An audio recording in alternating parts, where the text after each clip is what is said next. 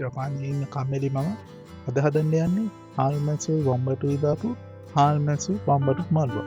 මුලින් මං හාල් මැස්සු ටික කඩා ගන්නකොට ඇත්තට මෙහෙ කියන්න ඕනේ අර ජපානයේ තියෙන හාල් මැස්සු ලංකාවේ වගේ අර බැලි නෑ. ඒකින්ද පොඩ්ඩක් හදන්න ලේසි. හොඳට ඊට මම හොඳට හොදගත්තා හාල් මැස්සු ටික.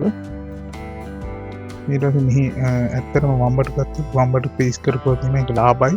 පීස් කරපු වම්බටු ටික මම මුලින්ම අවන්නේ කරලා රත් කර ගන්නවා. ඊට පස්සේ පොඩ්ඩක් කලවම් කරගෙන ඊට පස්සේ පොඩි කෑලි වලට කපා ගන්නවා.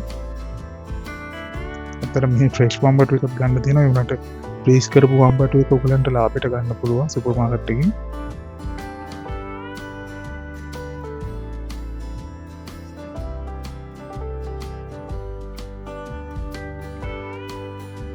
කලින් රත් කරගත්ත උණු ටිකකට පොල් කිරි පිටි ටිකක් දාලා ඊට පස්සේ පොල් කිරි පිටි ටික හොඳට කලවම් කරගන්නවා. මොකද මේ ඇත්තටම පොල් ගන්නවට වඩා පොල් කිරි පිටි ගන්නට ලාභයි ලේසි.